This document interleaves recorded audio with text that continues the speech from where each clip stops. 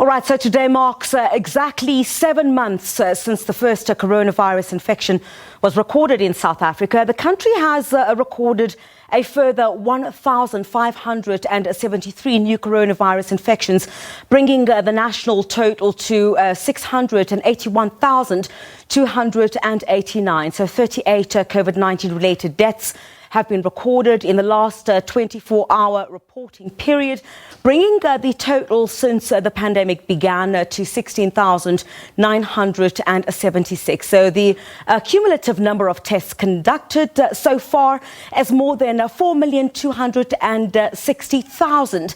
So South Africa's recovery is now standing at just well over 600,000, which translates to a recovery rate of 90%.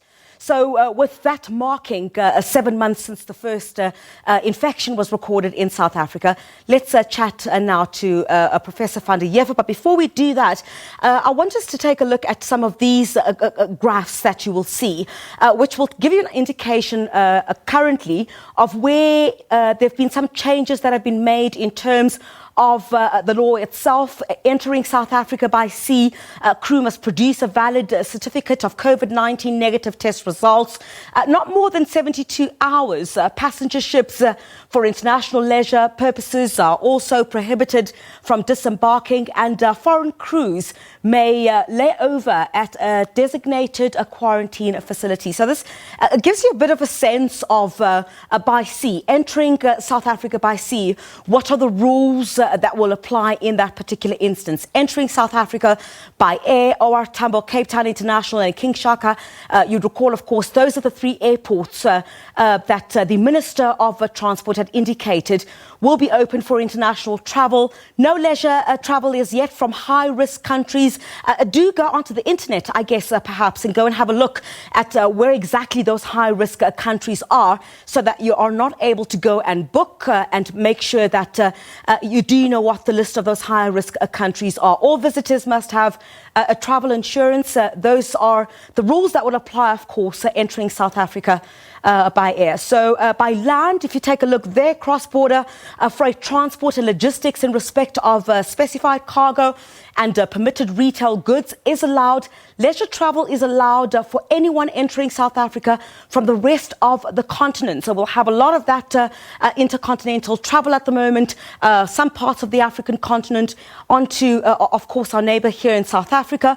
All drivers of cross-border transport vehicles must wear a cloth face mask. So I guess that's one of the aspects that's going to apply, of course, to everyone going forward. Level 1, but it does not mean that we're out of the woods yet. Let's chat a bit about this now. Professor Alex Van Der Heever joins me now. He's a chair in the field of social security at the Wits School of Governance. Very good evening to you, Prof. Thank you very much indeed for joining me this evening. So, look, we're not yet out of the woods yet. And the risk, I guess, for South Africa is to try and make sure that we don't resemble what's happening in some parts of Europe. I mean, if you look at France, for example, just over the weekend, you had about 17,000 infections just over a 24-hour period.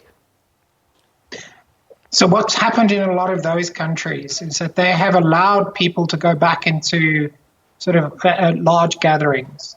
So it's people going to restaurants, it's students returning to universities, and they're socializing in large groups. So they're effectively being exposed to sort of contexts which are conducive to super spreading events. And that is potentially the explanation for quite a lot of the escalation that we're seeing. In South Africa, we're moving into a situation where we are permitting some of that high-risk activity to continue. And to note that the high-risk activity is not necessarily traveling or moving between areas or even international travel. Yeah. The high risk is contexts which are conducive to super spreading events, and that is where we will face a risk of going back to a further increase in new infections if we drop our guard in that respect.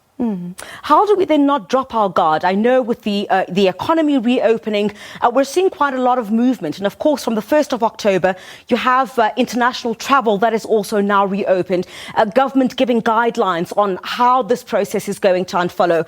But how do we then ensure that the resurgence of those numbers that we've seen in other parts do not happen in South Africa? What trend are we seeing currently with our figures?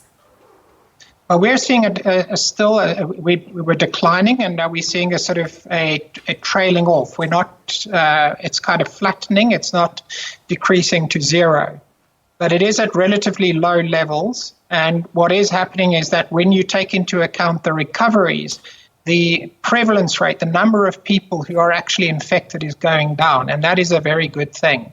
And we need to get that baseline really low. We're also in an advantageous position in that we're going into summer, and that a lot of people are quite happy they won't be crowding into poorly ventilated settings. Yeah. So those are to our advantage. But we have to make sure that, for instance, which I don't see happening, we have to protect people in taxis, we have to protect people in bulk transport. That is where there remains a high risk. And if university students go back, we have to be very, very cautious as to how they go back and how they are socializing. We're seeing that as a major cause of the rise in other countries. But I mean, how do you do that where you've got a majority of the population in South Africa relying on the very public transport that you're concerned about, your taxis, your buses, your trains as well? How do we then do that and ensure that the numbers that we're seeing don't double or even triple?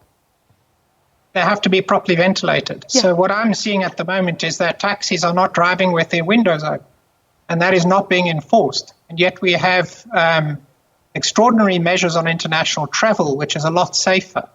But the taxis are a high-risk setting in which people are not really in a position to control the environment they're in. And the law has to be enforced there. It's just not being done. And it's warm weather now. The windows should be open. The same should be in buses. So that is an important area. And if we find that restaurants are essentially not able to protect people adequately indoors, it might be that restaurants would still continue to function on an outdoor basis. People are a lot safer outdoors than they are indoors. Prof, that's where we're going to leave it. Thank you very much indeed for your time this evening. Professor Alex Van Der Heever, who is the chair in the field of social security at Wits School of Governance. So thank you very much indeed for joining us. Also coming up next, Francis will be chatting to SAA spokesperson Tladi on SAA technical talks with unions about outstanding workers' salaries.